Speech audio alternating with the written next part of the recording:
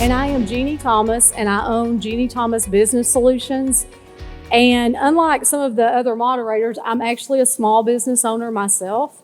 And my husband is also a sole proprietor, small business owner with 20 plus years experience. So we're very familiar with the challenges, especially the highs and lows that you experience as a small business and how the economy and things affect your business. My particular business offers logos, websites, assistance with social media marketing, some consulting, and things of that nature. And Jarvis contacted me about being a moderator, and during the course of the conversation, when he mentions that he is hometown Corsicana, I'm like, I gotta ask him. Darlene and I were co-workers several years ago when it was Corsicana National Bank. So I'm very familiar with Darlene as well. On our panel today is Daniel Short. He's the director of the Navarro College Small Business Development Center. And then we have Cindy White. She's the business services consultant with Workforce Solutions, North Central Texas. And we have Kamar Chambers, owner-operator of K&K Barbecue.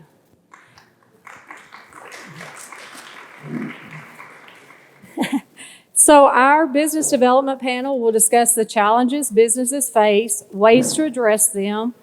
We're going to be focusing on how to start, operate, grow, and sustain your business. And so we'll be talking about starting a business along with where you can get assistance, overcoming challenges such as rising costs, finding and retaining employees, and also marketing your business. And just like with the other panel, we'll allow about 10 minutes at the end for you to ask questions, but we are and do want to be an interactive panel. So if you have questions as we're going through the topic, we welcome those questions as well. So I'll let my panel go ahead and introduce themselves, give a little bit of information about themselves before we get started on our questions. Daniel, do you want to start? Sure. My name is Daniel Short. I'm with the Small Business Development Center, that's SBDC. We offer a no-cost consulting services for any small business, regardless of what it is, finance, marketing, anything that's troubling a business, QuickBooks.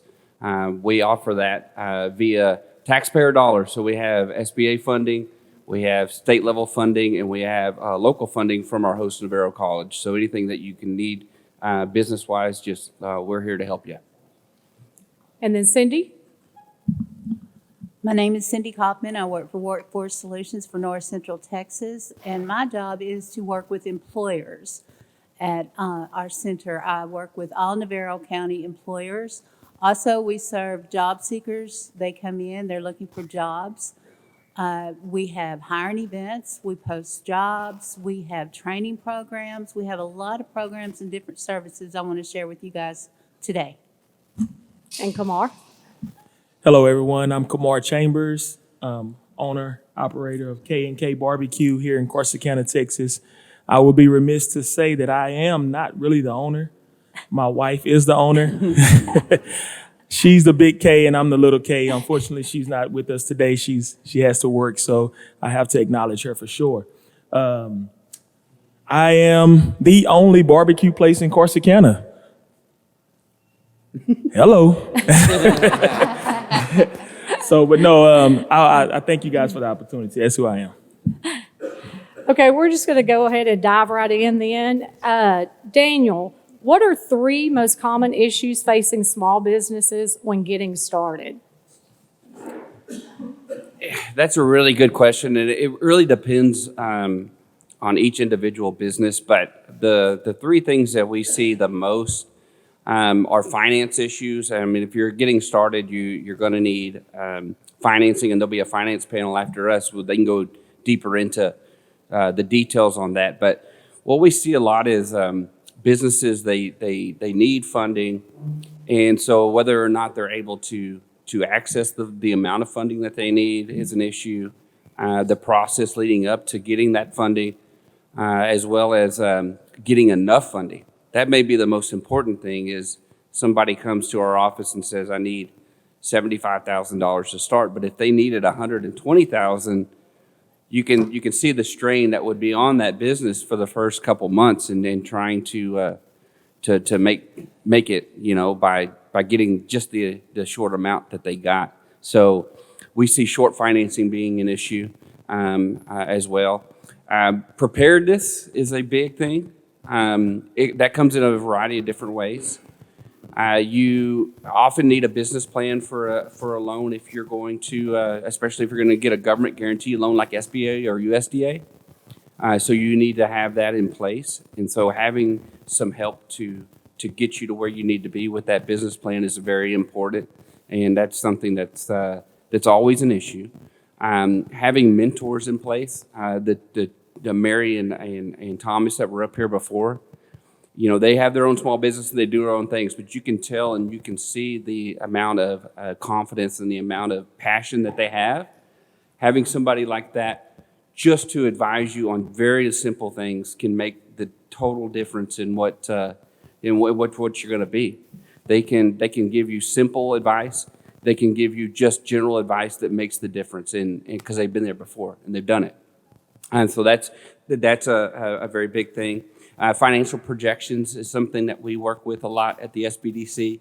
That goes along with the business plan. Knowing where you're at financially when you're going for a loan is very important. And knowing that you can actually pay a loan back is critical for that too. Having proper advisors in place that goes along with the mentoring. The SBDC would love to help anybody that's looking to grow or start or just kick around some ideas, maybe just brainstorming, go back and forth on, is this a good idea? Is this not a good idea? What if I did it this way or this way? We do that all the time.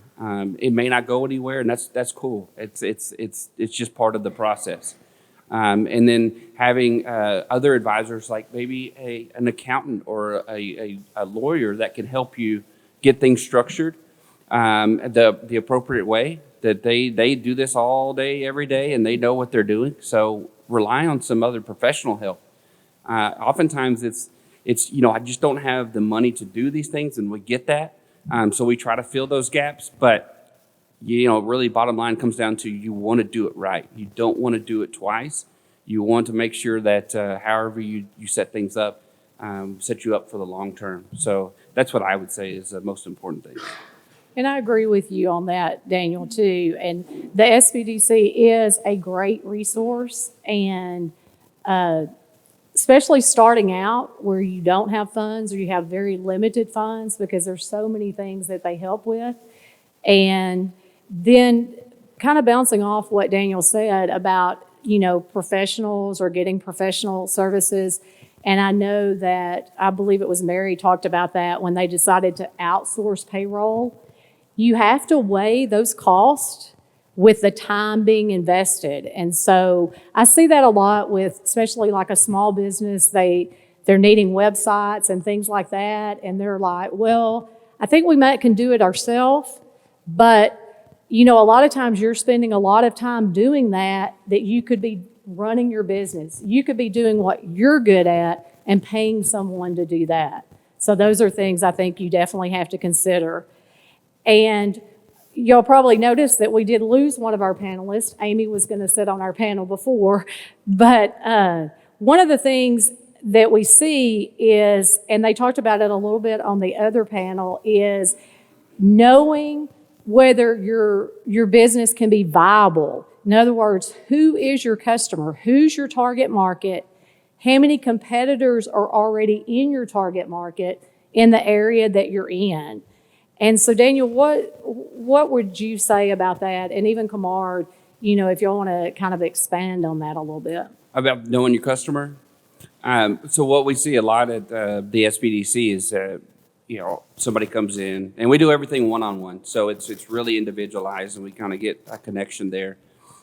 People come in and say, using Thomas's example, I make some really good bread, okay? My bread tastes good, and I know people like my bread. But your customer is not you.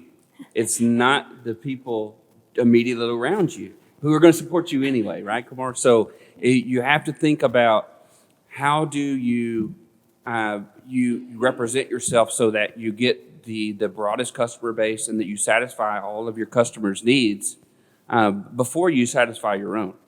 And it can be very little things, but little tweaks can make a difference, and especially in how you market to your customer. So if you think, my customer is a middle-aged person, maybe a young family, let's say, and there's dynamics that you would go about to reach those people. But if you find out that it's actually, recent retirees, you've gone a complete different direction. And you're not talking about that big of time, but it's very important to know your customer. Right. I definitely agree with that. The food service is so broad, it's so wide open. We cater to so many different ages and so many different age groups where you don't know. But the key to it is to listen. Be okay with accepting corrective criticism and then following up, moving forward with that. That is so big when you say that in our business, I can't cook for Kamar, because Kamar is very picky. Kamar hates a whole lot of things. We have some of the best potato salads you'll probably ever taste, but I don't know what it tastes like. You see what I'm saying? And so, but because I've heard that, hey, you make some amazing potato salad, I'm not pulling it off the market, off the plate because I don't like it, but because the customer, and they're the ones that keeps us in business. They're the one that keeps us going. And so the key to it is making sure I listen to what they're saying and knowing, like what Thomas said earlier, knowing what your core focus is, knowing who you're dealing with. And so that's a huge thing to know. So. And along with that, Kamar, what are some things you wish you had known when you started your food business? Maybe some things you've learned along the way that you wish you would have been aware of starting out. Well, first and foremost, I was talking to Thomas a few minutes ago, and I said, hey, man, I got to sit down with you, man, and we can, just kind of brainstorm and pick and do all that. I'm still learning. As a small business owner, I'm still learning, and when I told him that, he said, guess what? So am I. And unfortunately, in business, you learn the hard way. Some of us do. I mean, you learn the hard way, and that's by experiencing the ups and downs and the difficulties and the setbacks and all those different things. You learn those things as you go. So I wish I was a little bit more knowledgeable. I guess I could say I wish I had Daniel just mentioned having the mentorships with the program that they're in and having people that you can come and talk to and lead and guide and direct you in all those paths. I didn't, I can't say that I walked into a business or I walked into that. I think that God gifted me and blessed me with a talent, and I was just able to just walk into it. But I wish I knew the ins and outs. I wish I knew the heartaches that would come with it. I wish I knew the pain that would come with it. I wish I knew the sleepless nights. I wish I knew the arguments that you would have with your spouse. I wish I knew all those things more than I wish I had the money or something to do it. So to any other up and coming business, keep learning. Don't stop learning because it is a process, and you got to trust that process for that moment, and just get around someone that can really help you. And that's I'm so honored to just really be here. I know I'm rambling on, but No, I'm honored to be here because I'm learning. I've sat over there, and in the middle of the first service, I done wrote almost 2 pages of notes, because I'm like, I got to redo this, and I'm already having a meeting in my mind of what I'm going to say to my staff when I get there, I almost said I'm getting there and I'm gonna let all y'all go and we're gonna start over, okay? but I'm learning, and so that's where we're at with that. So that's what I wish I really did know coming into running a business. And I agree with that, Kamar. And like you, I feel blessed by the Lord to have a talent. And when I started my business, I was a former teacher and taught for several years. And one of the things that I knew, kind of based on my husband's small business too, was that there was a need, to provide some customized services to especially your really small businesses who can't afford. It's even like Mary and Thomas talked about, maybe can't afford a huge marketing team, but they don't even have a marketing department. They're, a lot of them are single owner businesses and things like that, but it's like, oh, I need a logo, or I need this, or I need that. And then, but unlike Kamar, I did know a little bit about the hardships that come to small business owners, because I've lived that life for a number of years now. And again, we've experienced the highs and the lows, and hey, do we get the paycheck this week? Do we not get a paycheck this week? Because whenever if you provide a service, a lot of times it's like Thomas talked about, when they put their product into stores, they don't get paid immediately. And so, you don't get your money necessarily right when you offer the service. And as the economy gets harder, a lot of times your clients are having that issue too. And so maybe they don't pay as quickly as they normally would. But as we all know, bills never stop, whether that's at home or in the business or anything like that. So you have to be kind of prepared for those kind of obstacles as well. Let's go ahead and look at some overcoming challenges when it comes to rising costs. So Kamar, as far as like cost of goods sold and how that affects the rising cost is affecting your pricing, how are you adapting to that, or what have you had to do? Because we all know that food prices are kind of going just really crazy right now, as far as you go to the grocery store, and I mean, it's just from one week to the next, it seems like 50 cents or more on items sometimes. So I know that you have to be experiencing that in your business.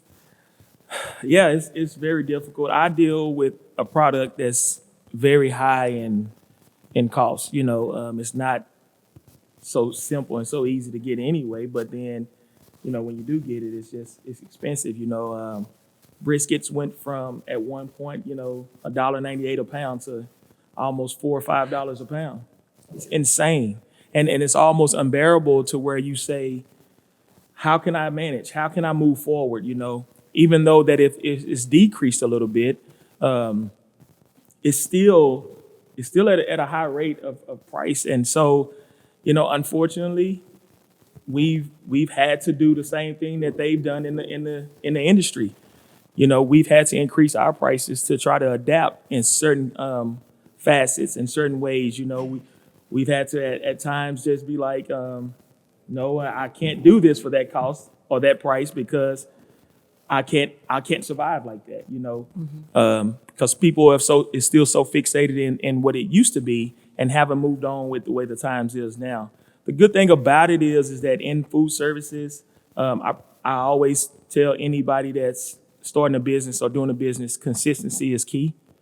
And if you're consistently kind of good, or if you're okay, people they'll be okay, and they'll purchase it, or and I don't have a mindset of, well, if you don't buy it, so what? Because I'm really like, no, please don't.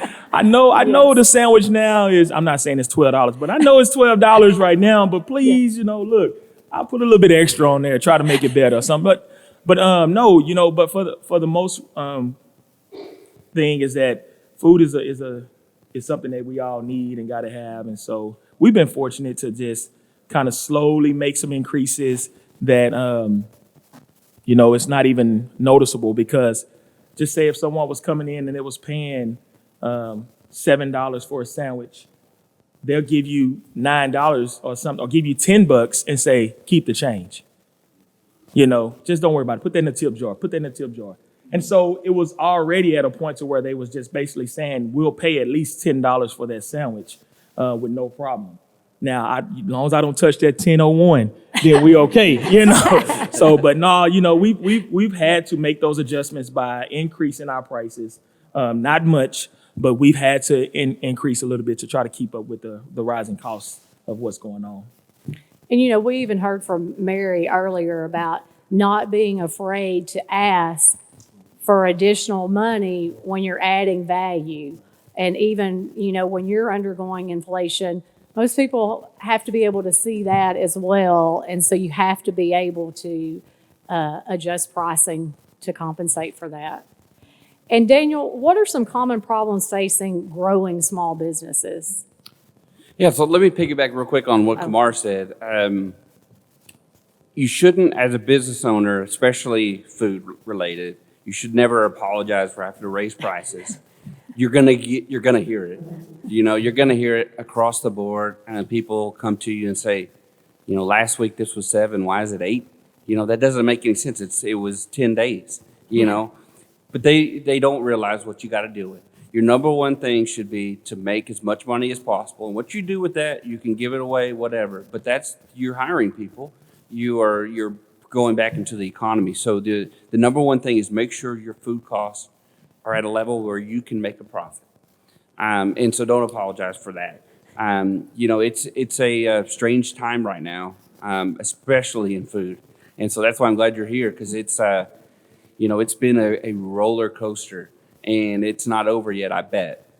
So you're going to have to, battle that.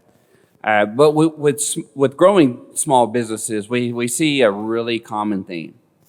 We see basically growing too fast.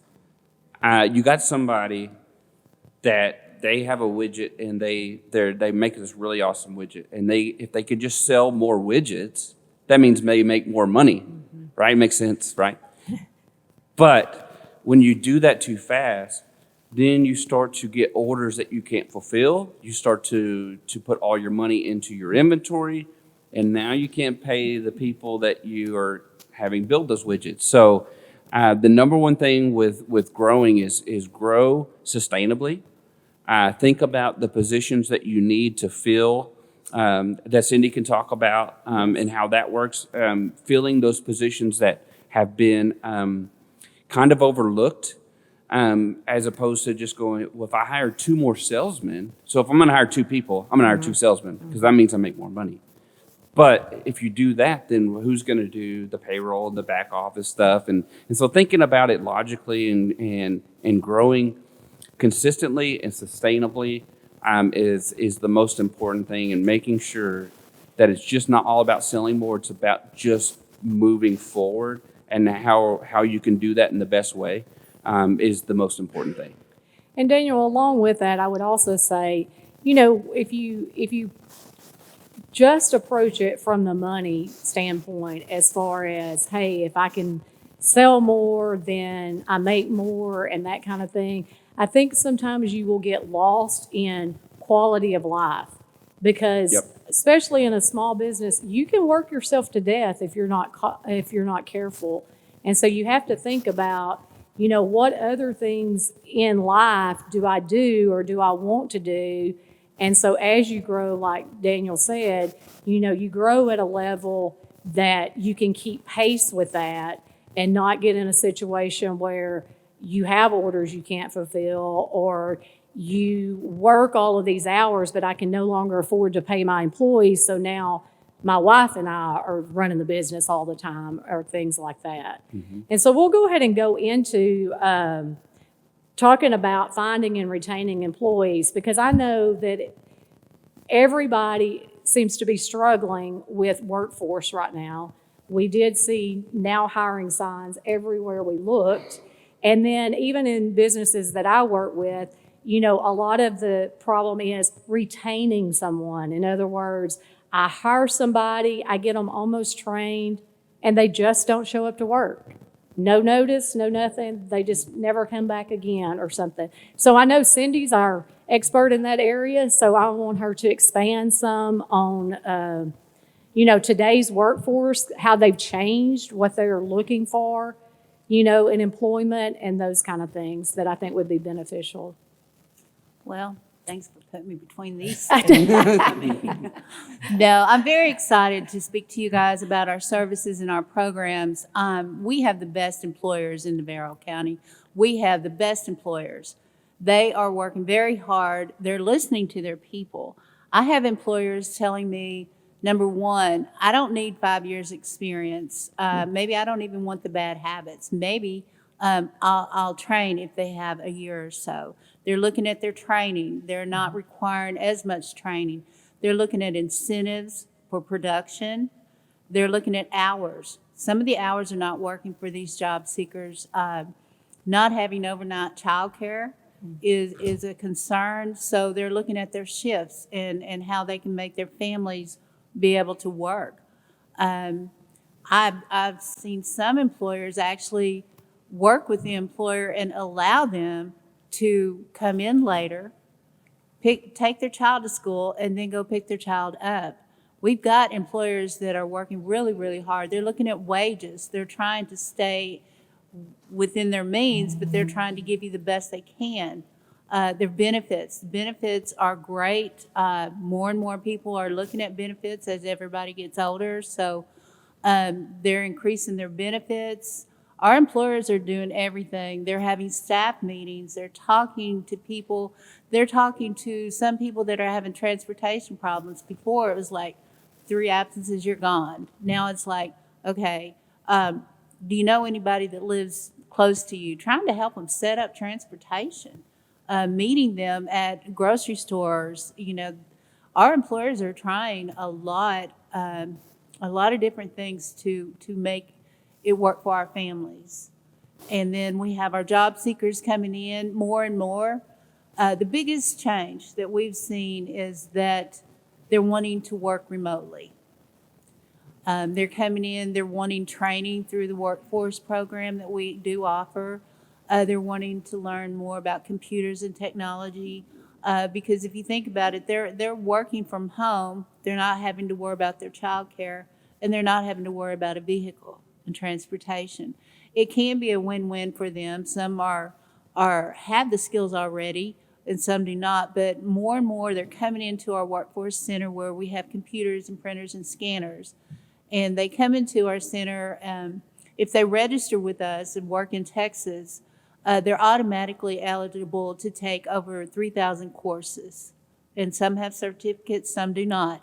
But it's Excel. It's anything you want to learn, really.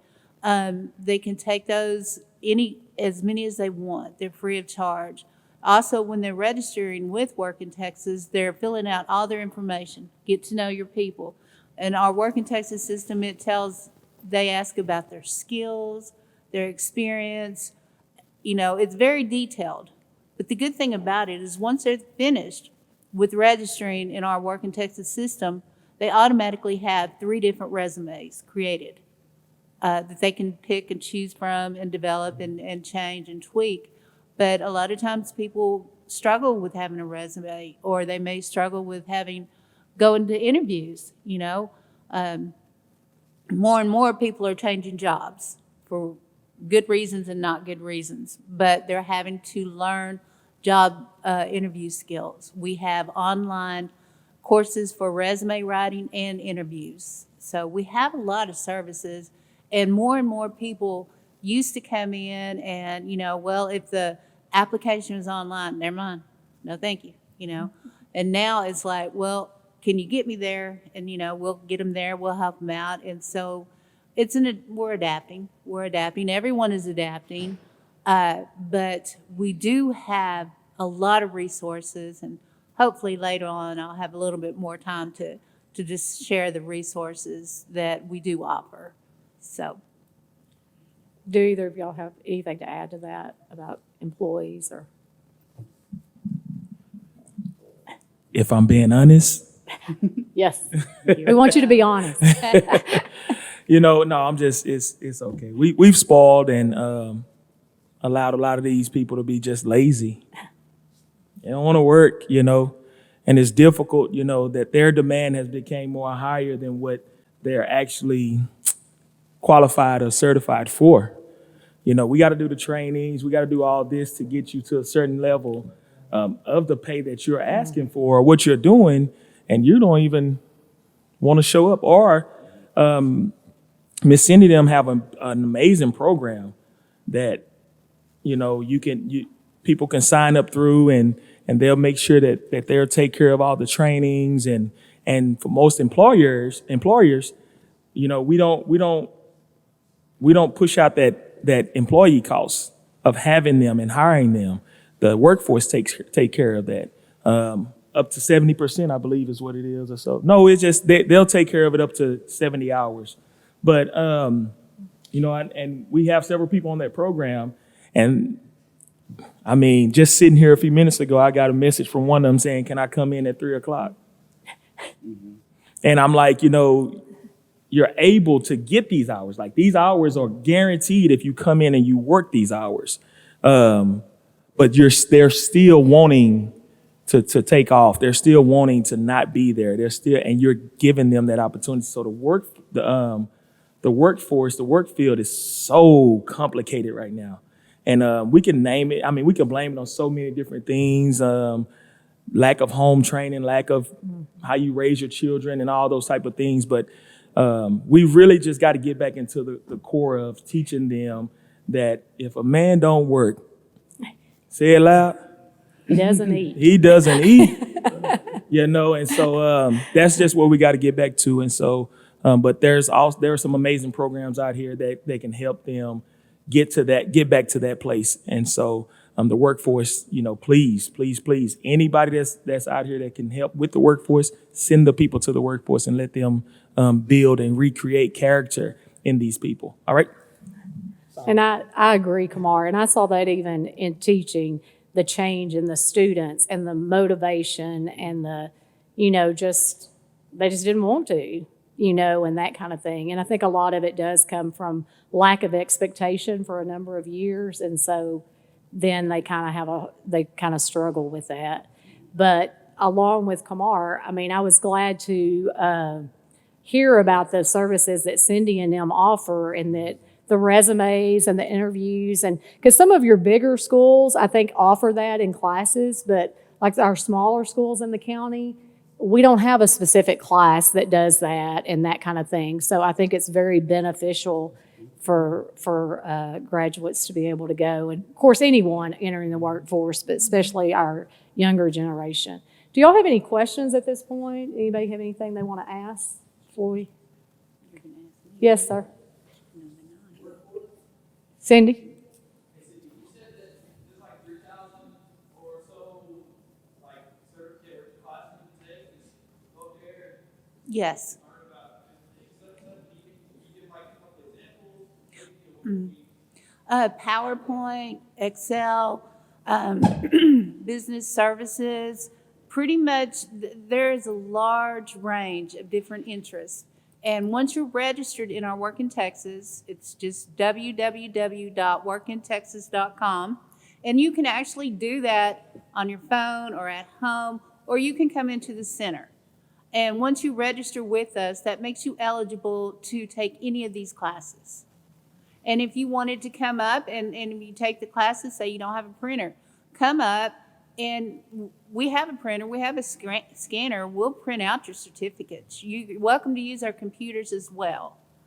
We also offer interview rooms for our employers. If employers ever, they're building a new business and they don't have a space yet to interview, or if they just don't want people on the property for whatever reason, safety or so forth, we have a large and a small interview room. Employers just call, they say, I need to use your room, tell me a large room or a small room, and the day and the time, and it's yours. Like I said, we do have a lot of hiring events, but there are a lot of opportunities that where you can take your online courses. Even if you don't have a computer, you can use ours.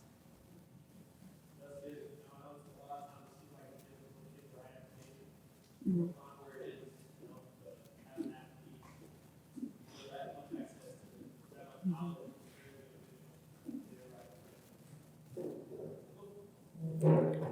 Anyone else have a question they want to ask?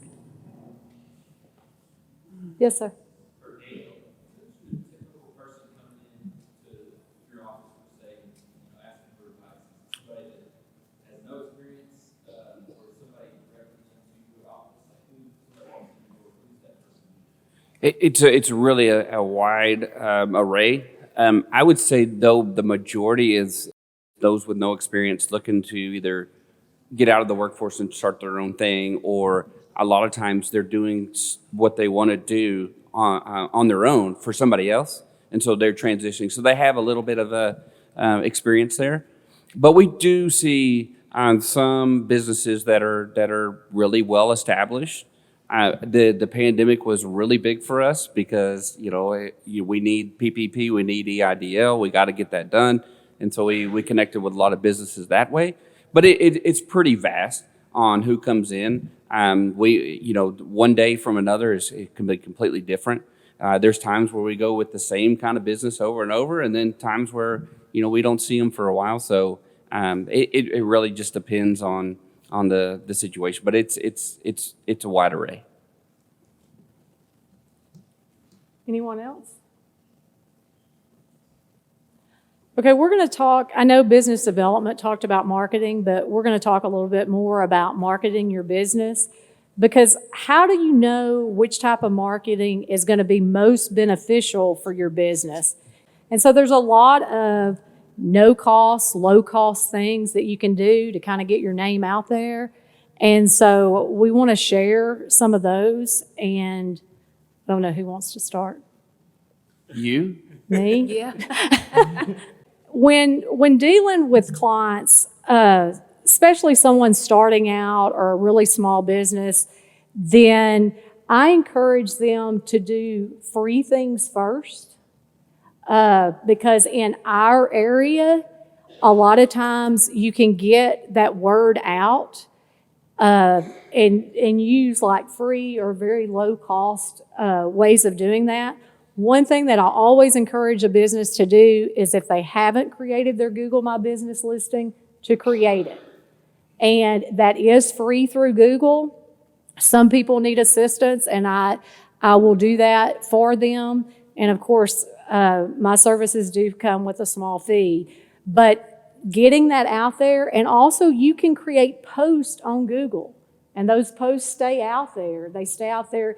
Used to be 7 to 14 days. I think they may even last longer than that now. So just like you can post on Facebook, you can post on Google.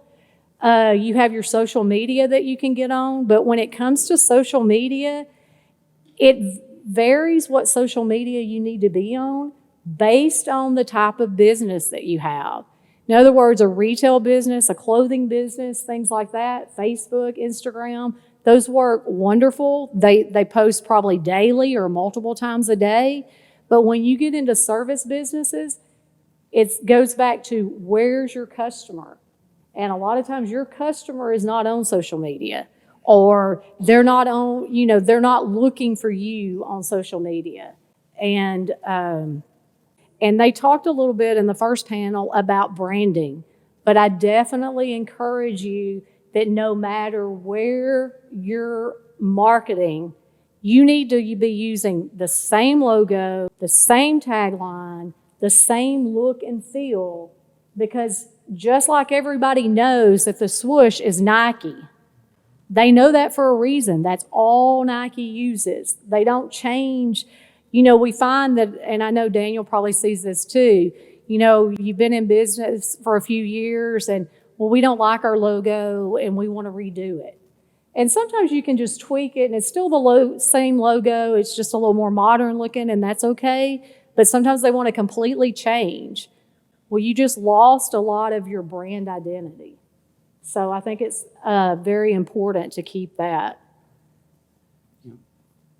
What?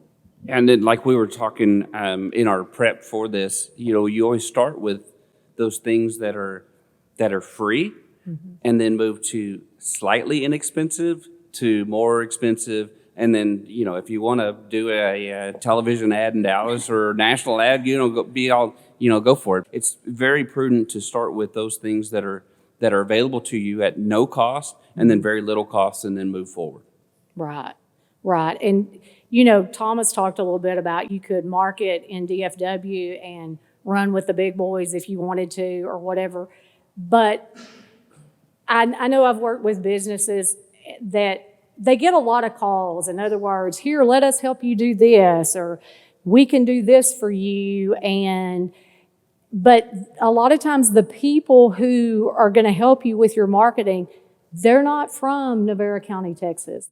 They're not from small town Texas or, and so I sat on a call with a client one time, and I think the person was in California or somewhere. But basically, I was like, okay, so can you tell him what his returns are going to be?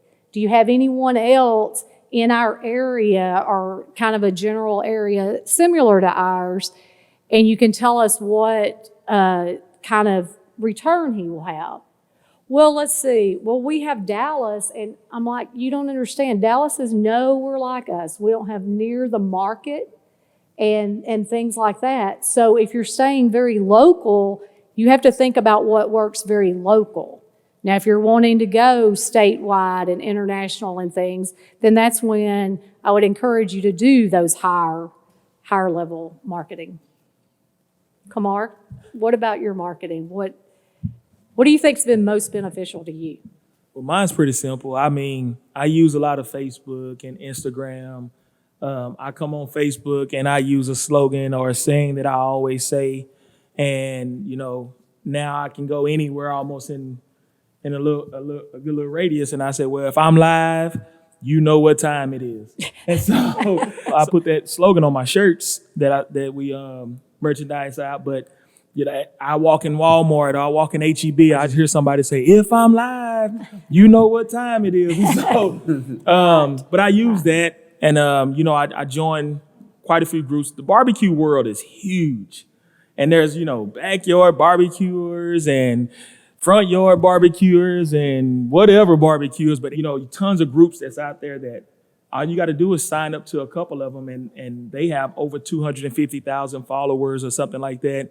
And all you really want, 2%, 5%, 10%, and get your name in the hat. So every now and then I'll get on there because someone is always on there asking, traveling to Houston from Dallas, where's the good barbecue places I need to stop at? K&K Barbecue. K&K Barbecue. I'll post a picture of a plate or post a brisket or something like that, And Instagram is really huge. And, of course, TikTok is taking off.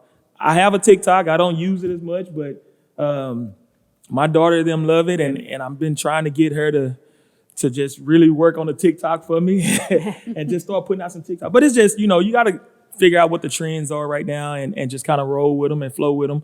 Those all are free things. And so that's what's been working for me a little bit. And I'm slowly, gradually into the least expensive things. And so we'll see. Well, I'll expand on what you said as far as when somebody asks, where's the good barbecue in Texas or whatever. I think it's important. You see a lot of the polls or somebody will ask for a recommendation locally. So if you have your friends and past clients and things like that that'll go, oh, so-and-so, and they tag your business page. So no matter what type of business you are, I would recommend that you have like a Facebook page, especially just so you have your name out there. The more areas you can be in, it's just a matter of how much time you focus on in that area. Thank y'all.